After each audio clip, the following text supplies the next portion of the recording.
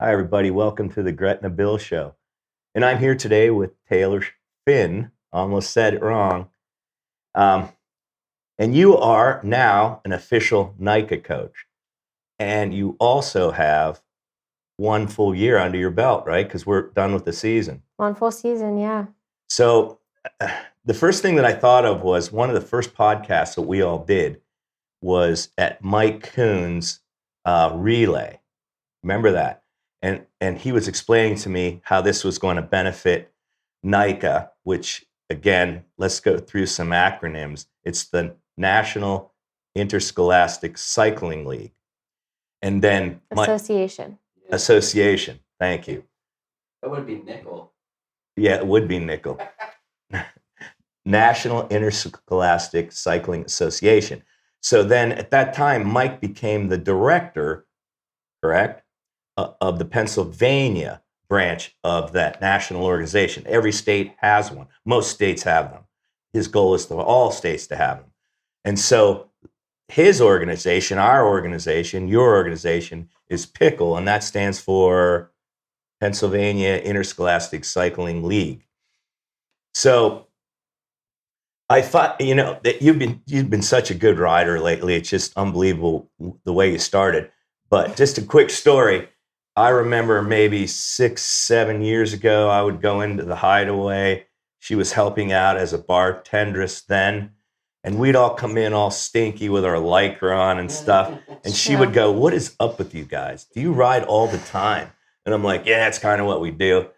And then you would have never guessed that 7 years later, she would be an official NIKA coach. And It's true. And one of the best riders in the area.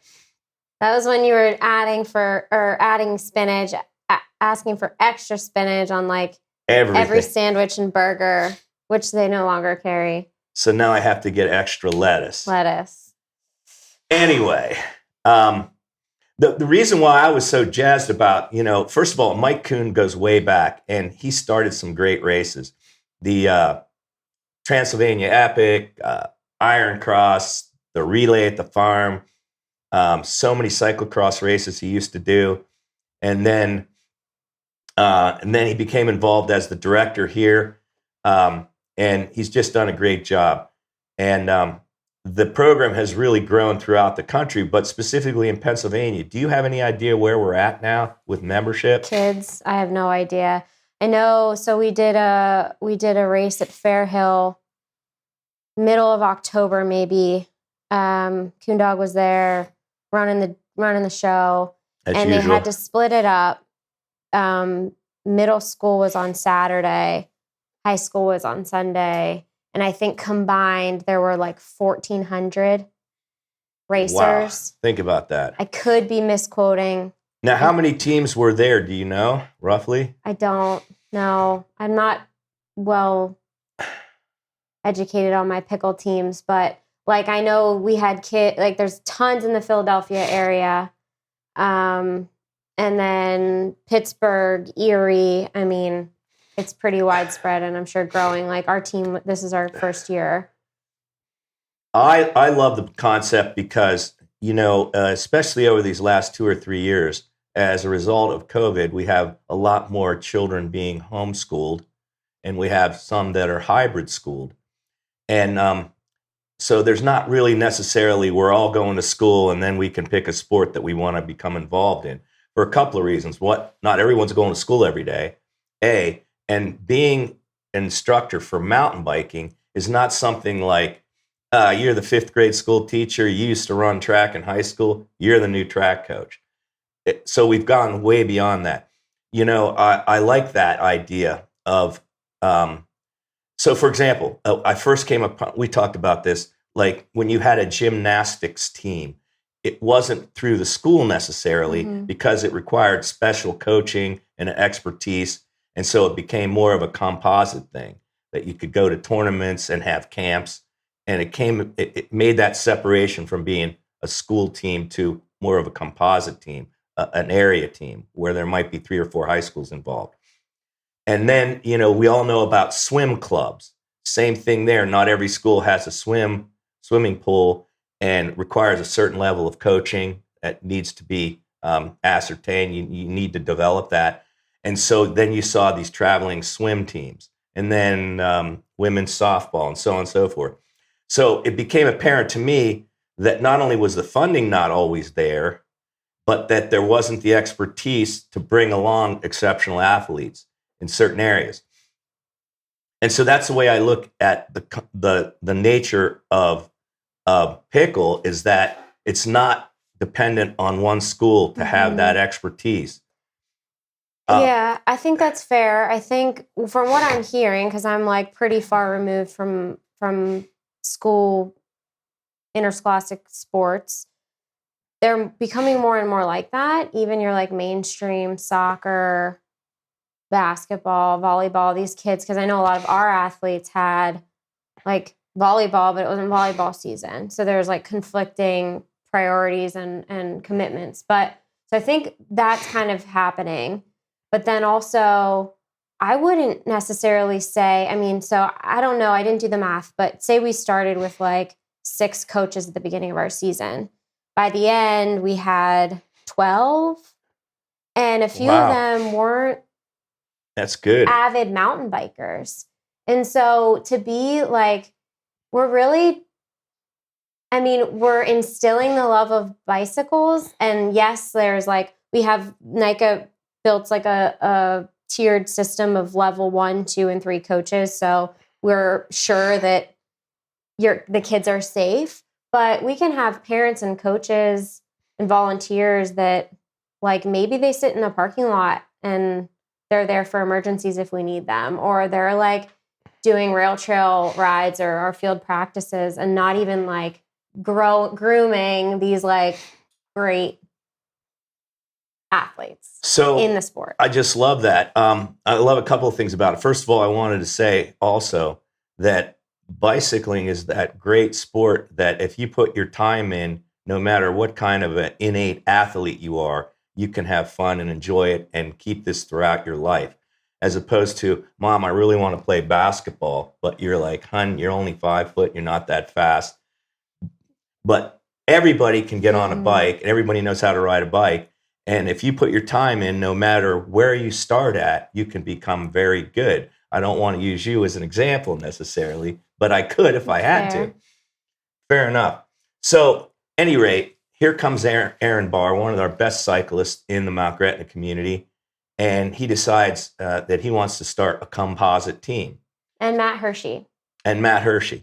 And so they, of course, get a hold of Mike Kuhn, the Kuhn dog, and they say, we want to start a composite team. How do we do that? And so, well, first of all, you need to get kids signed up, but you need to have a coaching staff. And so because of insurance reasons and because of the national scope of this program, they're saying, we don't have the protection of the high school necessarily. So therefore, our coaches need to be certified. And so, and granted, there's different levels that you could attain. So what I was interested in finding out is to exactly how you become that level 1, 2, and 3 coach and what's involved in that process. So that, first of all, parents that want to get their kids involved understand what training you've gone through, but then also for people that want to become a coach, understanding what it's involved. So I was hoping you could kind of review that with us. Yeah, so I'll back up just to this is like a year and a half ago almost at this point. July 2020, I met Aaron's son, Alex, who ended up being a athlete on our team. He came and rode with us on like a Thursday night ride at your house. Yeah. Like this kiddo, he's with all these adults, and I sat with him and chatted, and Aaron kind of observed that. And when all this was coming to fruition, he thought of me, and he got my number, called me up. He's like, hey, thought you might be good. We're looking for some female coaches as well because we want to recruit females. Is this something you'd be interested? And I had Coondog's Farm was my first exposure, or the Osterling Farm was my first exposure to like seeing this pickle thing. And I was like, this is really, really cool. Like, I would love to be a part of this someday. And so the opportunity when he asked, I'm like, I got to do it. Yeah, man, I'm all Yeah, in. I was so glad to hear that. Yeah. So in terms of the levels, he was like, I don't know how many people we're going to get. I don't know how many coaches we're going to have. I pretty much said from the beginning I'd be all in. And, I think Aaron was technically like the director and Matt's head coach. So I knew I didn't have like that responsibility.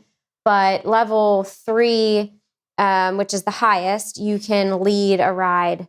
And there's NIKA requirements for like student athlete to coach ratios.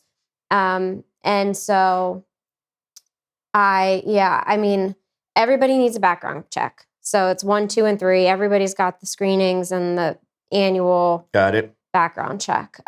First aid and CPR I went through.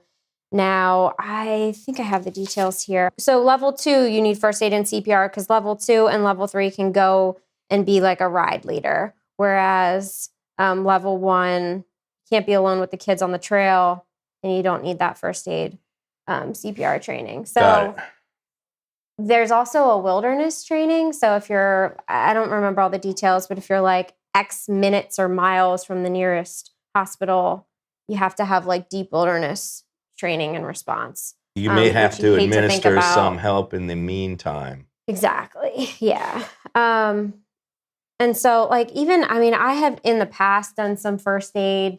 Like I was a babysitter when I was in high school, Nice. right? And you're like, oh, I'm never going to need this. And some people would say you're still a babysitter for all of us. Maybe, yeah. All right, for keep going. I had to and say you just that. like pray, like, as you're going through this, like, oh my goodness, I hope that I never have to do this. Like no one wants to experience that. But it's absolutely, obviously crucial to have. And I would say probably like week 2, these kids, they're not used to like exerting their body in this way. So imagine that. I had a student athlete like losing his snack and puking, and they're like after a mile and a half ride. Yeah, and oh my God, God bless him. Like he's like I was seeing white and I didn't feel right, but I kept going. I'm like, please, like next time you see white and you feel dizzy, like don't keep riding. Tell me about it. Yeah, these kiddos just like, they don't know their bodies. They don't know their limits. They don't know when to fuel. How long have you been riding? 30 some years. And do you eat as properly and like as you should, as often as you should? And you know that you should? But lately, we were talking about that. We just did unpaved 96 miles and I had it in my head. I'm eating or drinking every 10 or 15 minutes. And sometimes when you're all covered with mud and you're tired, it's hard to do. Yeah. And but yeah, you've got to do that. And you're still probably getting it wrong sometimes. And I get my dress wrong all the time. All the time. These kids have no concept. Nothing. Like snow pants. I'm like, it's 60 degrees, dude. What are you doing? He's like, I'm hot. I said, well, take your jersey off. I have nothing underneath. Layers. Like it's about like they're learning life skills, like how to be prepared, how to show up on time. Like everything is you're self-reliant, right? So It's not like we're just going to fill your water bottle. You come with water. If you need a hydration pack, extra water, snack. And drink, tools. Drink every 15, 20 minutes. Drink. Oh, the drinking. So you're always is reminding them that, and they always, I forgot. Or they're just like, I'm good, I don't like the way the water tastes. Well, then get some drink mix in there that's appropriate. How do you not like water? But yeah, no, completely accurate. So I kind of like veered off of the levels, but we did continuing education on the bike skills training. So it's back to the basics, Bill. It's like, where do you put your hands? Finger over the brake levers because you got to be ready. Got it. Can you, do you know how to brake? Bike body separation, like super fundamental skills. Dismounting, putting a foot down. Like I mean, you probably see adults on the rail trail that don't know how to get on and off their bike. I do. So this is like 101 that still I've been riding for 5 years. I'm like, oh, wow, I could use some practice doing this, right? Level pedals. So that was like on the bike training for all of the coaches, and NIKA pickle. You gotta, these kids have to be able to be proficient in all of these things before we can send them on the trail, because they have to be safe. We have to make sure they're safe. So if they can't do, like, I think I even have that with me too. I do. So NIKA gives us this handy dandy little field guide. And it's like essentials, level pedals, finger on each brake. Main one I forgot, head up. Where are your eyes? Are you looking ahead? Are you looking down at your front wheel, right? Right. Neutral position, ready position, all these like teaching points. And these kids have to be proficient in everything before they're even allowed to go out Get there. up on your pedals when you're going through rough terrain and stand on the bike. That's a tough one, right? Because everyone just wants to sit. Yeah. Because they feel safer, like hugging the frame. I know I did that for a while. So do these kids often ask you about, when they're not at practice, what they can be doing? Obviously, the answer is just ride your bike. But do you think they do that outside of the practice sessions? I know that they do, because I'll be like, Thomas, what happened to your leg? Like completely ripped open. Like, I was doing a wheelie in the parking lot. Like, they're on their bikes. Do they ask? No. Do we tell them? Yes. So we had a station. So the way we set up our practice typically is we break up into groups, and we'll do like skill stations. So we normally start with, like, we have a team cheer. So they love it. We actually, like, it was like one of the main things in training that they taught us to do. It was like, have a team cheer. And I thought that would be like table stakes. Well, we go to these events with other teams, and we get like crane necks. And I heard like one point, like one girl was like, "They have a team cheer. Why don't we have a team cheer?" Yeah, so they love it. It like gets them going. But so team cheer, couple laps to warm up. We do A, B, C, D, E. So checking your bike. A is air. You have air in your tires. B, brakes. C, chain. D, derailleur. I hope I'm getting this right. Yeah. So far, so good. And E is everything else. Okay, so we're doing bike check. And then we split up into stations. So to your question about, like, do we tell them what to do at home? When we're like, hey, this is an easy thing that you can always do, and you should do before you ride. Even if you're not out on the trail. I'm sure saddle position is a big thing, because everybody wants the saddle down low. It's huge. There's that, yeah. So I've been on all these virtual trainings and leader sessions just because it's 2021. And you take those online. Mm-hmm. And we're doing Zoom and whatnot. And there's tons of really awesome people that are leading that. And they said, and I'm going to forget all their names, but look them up, Pickle leaders, NIKA leaders. Thank you, everybody. You guys are off. They're like, these kids aren't going to.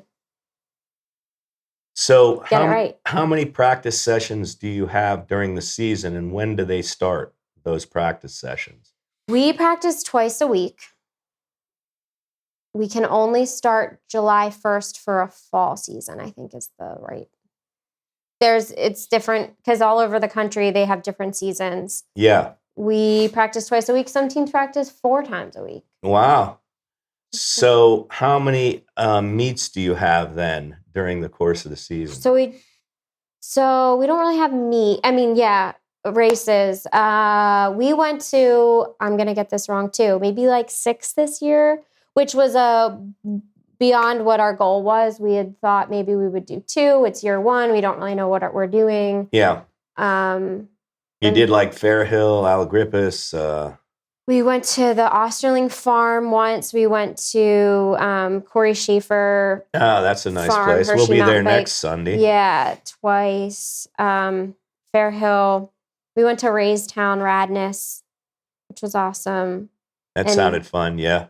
That may be it. But yeah, I mean, it's not even about the racing. The races are cool because they get to meet other kids. They get to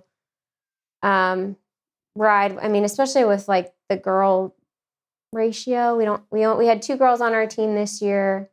Some teams have a higher percentage of girls. So for like our 2 girls to see, there's more girls out there doing this. That's really important. So I know that there's an E-Town composite team, or is it a Hershey one? Both. Yeah. And then what about Lancaster area? Oof, there's a few. I don't know. More than one? I think I think there was a second one that started up like Mannheim Central or something this year. They were trying to get off the ground. I don't know. And now Lebanon, first year. Mm-hmm. So we're pulling from Lebanon and Cedar Crest. And we had 30 kid roster.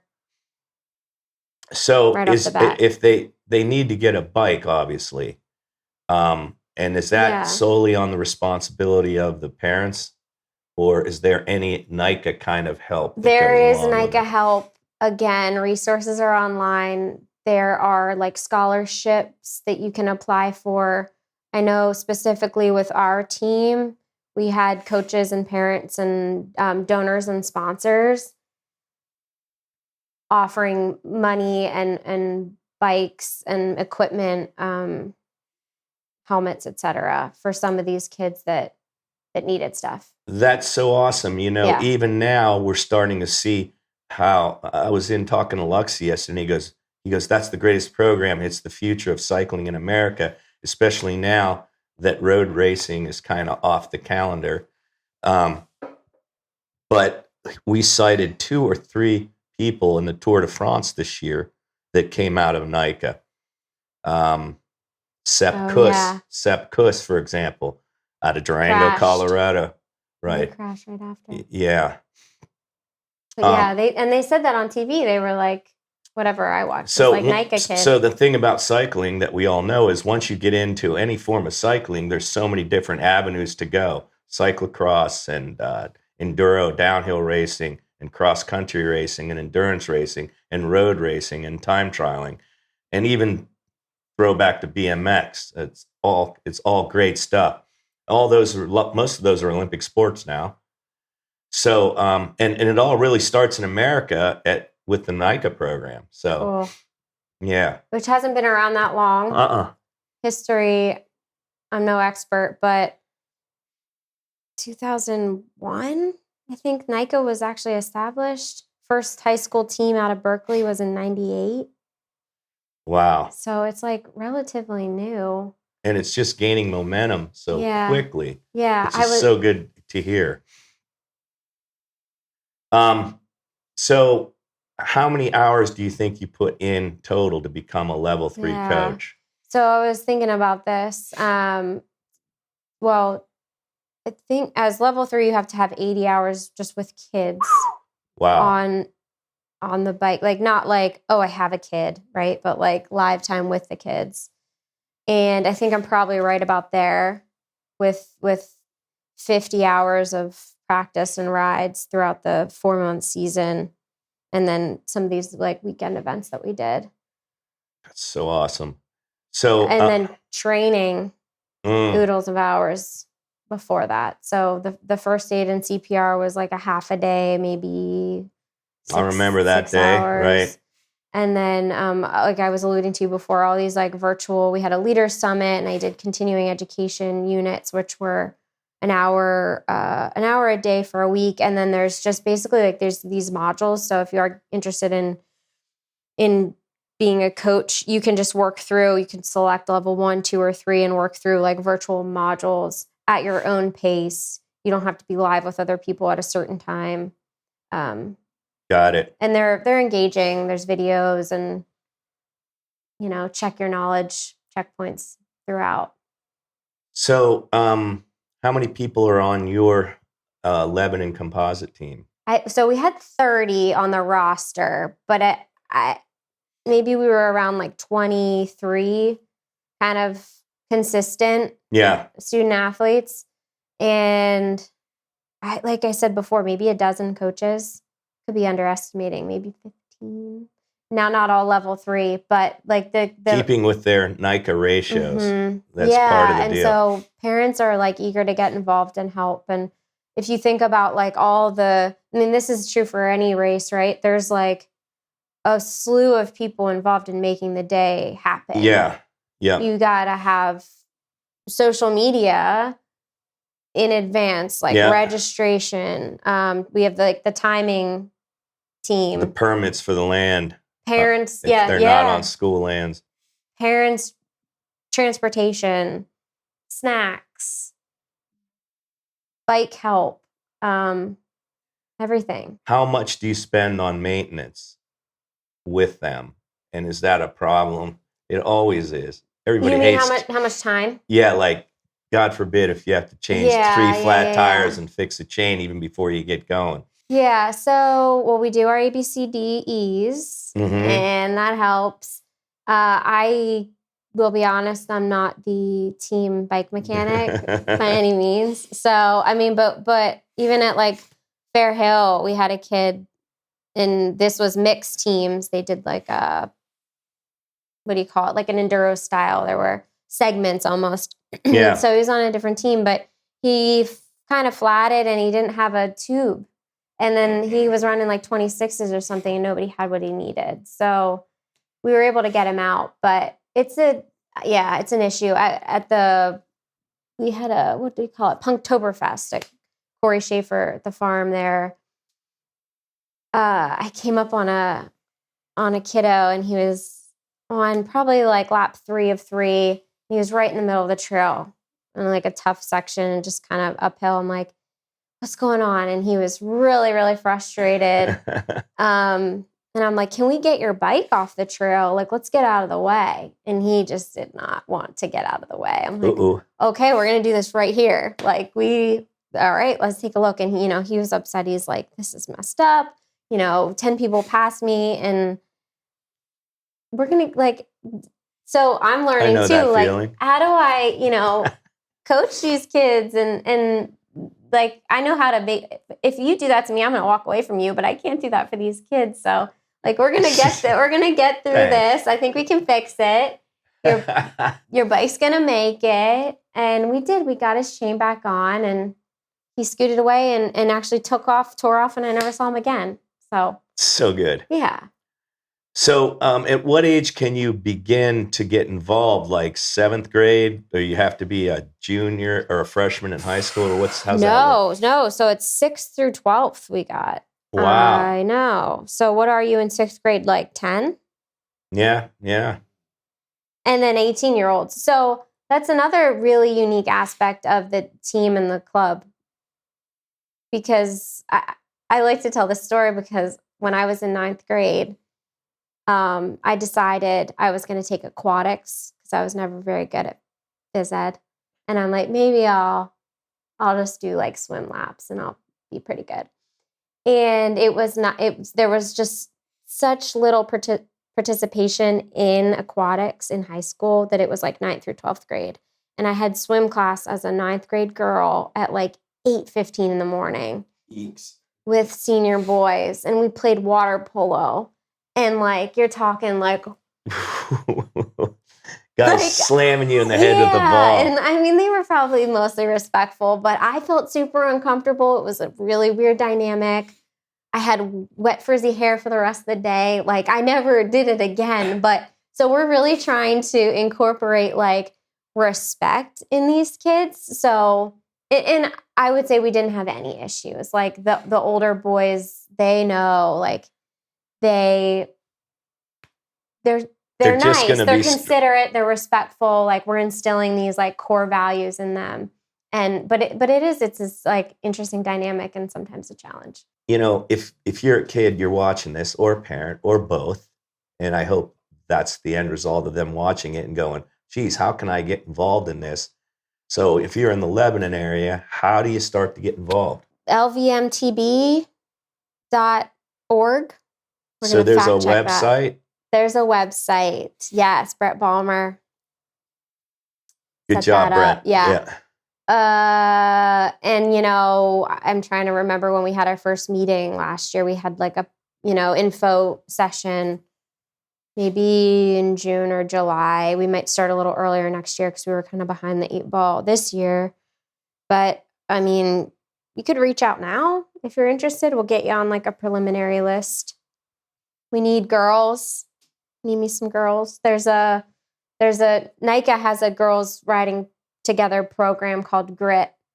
And we haven't, so kind of girls riding together. There's usually at every event that we go to, there's like a special Grit ride. Now, here's the thing that is cool for girls. Like, you can get all kind of color coordinated helmets and bikes. Why can't boys do that? And shoes. Well, they can. Not just girls. Thank you. Yeah. Well, I know it's important for all of us. Obviously, I am a fashion icon on the bike. So much so I never take my chamois I'll off. supple too.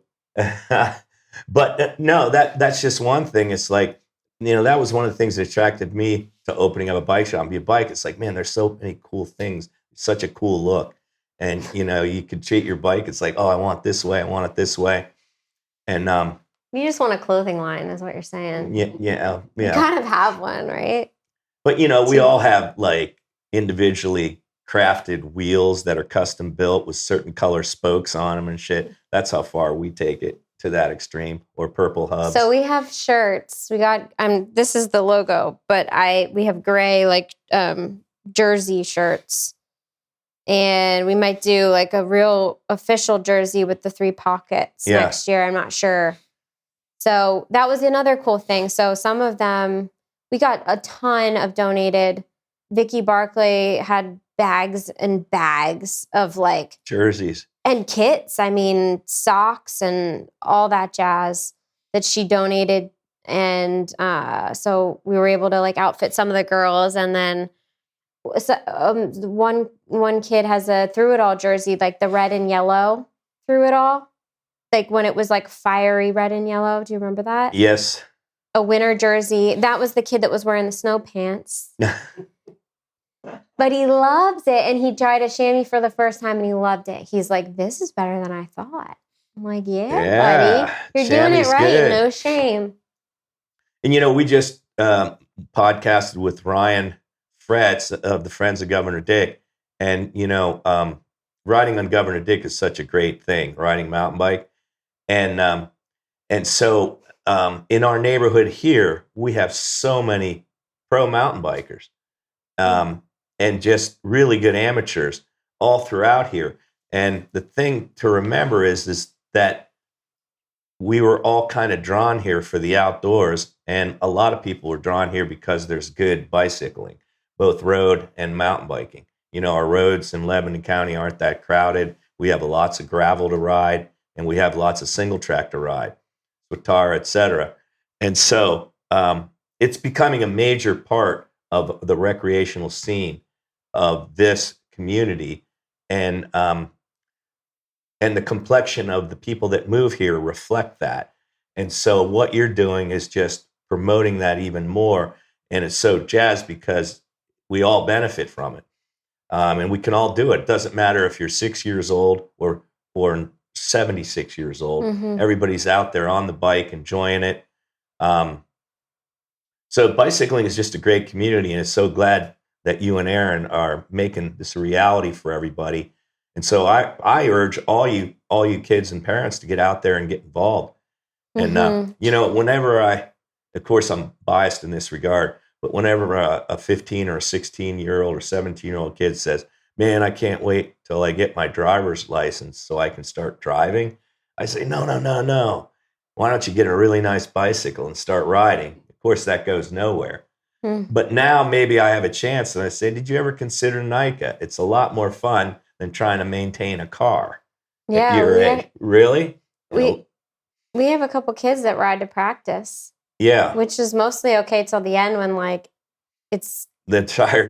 They're like, hey, Mom, pick me up. That, or it rains, or now at the end of the season, it's, like, getting dark at 6 o'clock. But, yeah.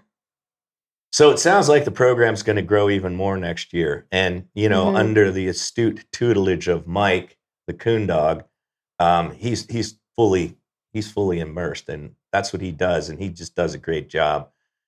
And again, it all started on the farm, and when he had this brainstorm, and now he's fully committed, and I'm so glad he did that because it's just such a worthwhile program. I asked him at the Punktoberfest because their team was there. I'm like, so when you're here, like, do you ever just step back and you're like, I did this? Like, are you like, holy freaking crap, I did this. I This know. is cool. Like, look what I built. Obviously. And he said, yeah. He said, yeah. Yeah. Must be a really cool feeling. So, and he's going to have the relay again next year. So when you go to, like, when we go to our Mid-Atlantic Super Series races and stuff, and, I did that podcast with John Miller, the director. Oh, yeah. And was saying the fastest growing segment is kids under, 14 to 16, 17 to 18. And so did you start to notice when you went to these races more and more of your coached people starting to show up at regular races? John Miller would report that as a fact. Mike Kuhn says that. And I just wondered if you start to see, oh, well, I know you did, because when we were at Grenoble, you saw Hans's kid, and Alex was there, and Aaron was there. Right. For sure. And like even the Winter Warlock Revenge or Challenge, or we expect to see a lot of kids over there, right? You're going to know a whole bunch. But yeah, we're like, hey, you guys just rode there twice this year. Come back. And I'm sure Lauren and Meg will have those classes. Yeah. So again, Luxie's right. He's like, dude, that's the future, because there's nothing else going on for a kid to come up through. And I, for one, grew up in Ohio. Everything was basketball, football, and baseball. And if you didn't fit in to one of those major sports, then you pretty much didn't have anything. And again, and I know I said this at the beginning of the podcast, but I really mean this for all of you kids out there. You might not fit into a major football or basketball because you're not big enough, or maybe not, for any of those reasons, you're not into team kind of sports. But you can always get on your bike and get a personal freedom and mindset and get those endorphins going. And the beautiful thing about cycling, which you can attest to, and I can too, because I never even started riding until I was like 35, is that the more you do it, you get better at it, no matter who you are, no matter what your genetic makeup is, or how much athletics you may not stress throughout your life. If you get on a bicycle with kids and you just start riding it, you're going to have a lifetime of fun, and you're going to get better than anybody else. It's all a matter of just doing it. Everybody has that potential. Everybody can ride a bike, and everybody can go. My brother can't ride a bike. We got to get him on one. It's unbelievable. This is something I didn't know. I can't. I am not taking any responsibility. If we're 10 years apart, I wasn't around. I thought he could. So yeah, and I didn't know you were 35 when you started riding mountain bike or road. That's crazy. I grew up with this baseball, football, basketball, and then I couldn't play basketball anymore. My knees were shot. Plus, I'm not the tallest dude. Of course, football, can't do that. So I started playing fast pitch softball, and I was addicted. Leagues twice during the week, and then weekend tournaments, gone the whole time. And I was just talking to my old coach, and he said, he brought me aside. I'll never forget. He put his arm around me, and I had just moved to Mount Gretna then. I think it was around 86 or 88 or something like that. And he goes, well, we won the state championship. So all the guys decided that we're breaking up the team. And I was like, no. I go, what am I going to do? He goes, I don't know what to tell you. He called me Tile then. He goes, Tile, I don't know what to tell you, man, but the team's breaking up. And I'm like, oh, no. So I was thinking about joining another team, but it's like, man, we've already won the state championship. Screw that. So then in Gretna, I saw somebody going up through the woods on a bicycle. And I thought, whoa, that's pretty interesting. Maybe I'll find out what's going on. And so I got an old clunker, and I started riding, and the rest is history. Yeah. And but yeah, not till I was like 35, 36. To your point about like anybody can do it, and maybe even if you don't I can fit into right, like the standards of athleticism. And I was like 195 pounds. I'm like 168 now. And I think you have sort of the same story. I don't want to say you were 195 pounds, but I'm 195 pounds. sorry, man. I didn't mean that in a condescending way. But what I meant to say is no matter who you are, you start riding bike and you're gonna lean out and you're gonna be in better health. I played field hockey and I was terrible. Like, I was pretty bad.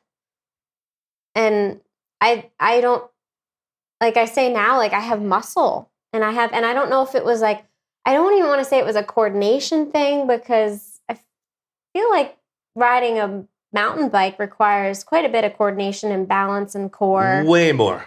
I mean, yeah. So I don't know if it was like a coming of age thing, if it could be a million factors. But now, I mean, I just found, I love it. You know, all those stick and ball sports require other people of like minds. And then you got to get them at the same ability. Mm-hmm. And then your knees start to go as the older you get. But bicycling, you can do you can be perfectly happy going out for a 40-mile road ride. And I'm totally good. And I didn't need anybody else. And I got an entire body workout. And then I have an excuse to drink beer. But anyway, not you young kids. So, yeah, I mean, do you have any other takeaways, like on a personal note, that you would like to interject into this conversation about NIKA or bicycling or life? I mean, I think kind of what I was saying for me, I knew how to ride a bike, but I didn't mountain bike. It wasn't like a thing that I did. It truly changed my life. And I think part of that, so riding a bike is at the core, but the exercise, the endorphins, the mental health improvements, I love it because I can like turn off everything else, especially when I'm on single track and like all you're focused on is like the task at hand. That's such a true statement. You're going down some serious technical single track and everything's working and you're working your whole body. And you can't be thinking about work or Laundry. anything, or you'll dump it. Yeah. And so, in that regard, too, oftentimes I'll get on my bike, start riding, and I've got all these things bothering me in my mind. It's like, oh, I got to take care of that and this and that. And then after a long, good ride, I get back, and all of a sudden, I even forgot what the hell was bothering me beforehand. It's like, what did I have to do? I don't know. I'll worry about it tomorrow. It's so. It's such a stress reliever, not to mention the fresh air. Right, being outside. Absolutely. Being outside. Yeah. So there's another thing I always think of. You know, you go visit people, right, Josh? You go and visit somebody, and they always tell you, we have this beautiful woods here, and we do this and that. And I go, have you ever been up in the woods? Well, no, I don't have the time. So, you know, I hate when people say that. So, but if anybody asks me, it's like, Bill, you live in this beautiful woods and Governor Dick and everything. You get to enjoy your own backyard. Every freaking day, bro. I'm on my bike and I'm out there. So, I mean, I feel that you know, that's why we live here. Right. And if it wasn't for bike, you know, because I can't hike, my knees are so shot. In yoga, it sounds like I got two 2x4s grinding together. They even cringe. They try to get away from me. They don't want to hear that noise. But I can ride bike pretty good. And so, you know, for me, I can't necessarily hike, but I can go out and hit the same trails. And even if it's just by myself, like I like to go out and just watch the seasons change. You know, It's so cool because like, okay, it's spring. How's it look out there? Well, I don't know. I've been in here working all day. No, I was outside cruising. In the fall, you know, we get to see so many different viewpoints as the trees. First, they're beautiful in color, but then when the leaves are down, you're going on that same trail, but it looks totally different. It's like, whoa, I didn't even know that stretch of woods was back there. I love that. Like when the leaves start to come off and you can see through the trees, like the undulation of the land even, you're like, or like on the way to the tower, you can see Soldier Field. Yeah, exactly. Never knew. I was like, oh my goodness. But yeah, like if I love to, if you go away for a week, like a vacation, we've done a few times early spring, late winter.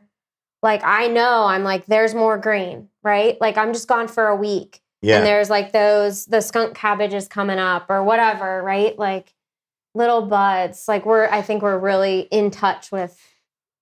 And there's another thing too that I like to talk about, which is I see so many varying wildlife, which I would never get to see if I was on foot or if I wasn't, because I can cover so much ground on the bike. That's true. Like, what was it? Earlier this week, I saw a deer go out in front of me. I saw a fox and a pheasant. Yeah, I saw all those three things this week. So how cool is that? So someone comes to your house and they go, wow, you live in the woods. You ever see any wildlife? Most people go, well, a deer every once in a while. I'm like, no, dude. I saw all these things just last week because you got to be out there to see it. Well, I like that you brought that up because at Punktoberfest, I was with a kid out on the trail, and I had not as cool as like a fox, but it was this like big woolly caterpillar, and he pointed it out. And we were grinding up a gnarly hill, probably the worst part of that course at Schaefer's. And he was like, oh, there's a caterpillar, and it was right in the middle. I'm like, should I save it? And he's like, if you want. And like just the nature and the relaxed, like fun. If you want to go race and you want to get first or try to get on the podium, like that's encouraged. That's a goal of yours on the team. We will support you. If you want to go and just ride and say that you did it, that's awesome too. And like that is a goal, and we will support you. That's what I love about the NIKA values and like the mission of the entire program. And just to bring things a little bit more poignant at this moment, that's why everybody likes to ride gravel, because these are all long races. You're on the bike 7-8 hours, whatever, for me. And so it's just completing it. I don't even care how I finish. It's just the fact that I started and I did 96 miles on gravel, and I was out in the woods for 7 hours. It's like, it's just unparalleled. You feel so good. I don't even need to be on a podium. You rode 97 miles. Like, how cool is that? Like, most people can't say that. And not only that, a lot of people will go, oh, 97. A lot of people do 100 miles on the road, and it's like, this was gravel. Okay. Totally different thing. Did you see my elevation? Yeah. My elevation gain? Yeah. Yeah. But yeah, I love that moment with some of the student athletes where I was able to be like, dude, like you're a mountain bike racer. Like you are now a mountain bike racer because you did that. And like the progression, we had kids that were never even on a bike, that didn't have any trail riding experience. Towards the end, I had missed a couple Saturday trail rides where we'd go, we'd meet at the Root Beer Barrel there in Cornwall and head towards Gretna and do Governor Dick off the rail trail. And the group I was with, they were like, let's do 13. And I was like, wait a second, we're doing 13? Like, I hadn't been on 13 with them. I'm like, I guess we're doing it. And they crushed it. And what they couldn't do, they walked and they had a blast. And like just the genuine excitement and fun and passion, like in these kids is really cool.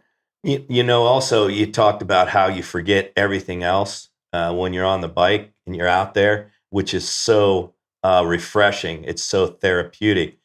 But also then for me, it becomes an obsession at night. So like if I don't do a session right, okay, I don't know what other people are doing when they're laying in bed ready to go to sleep.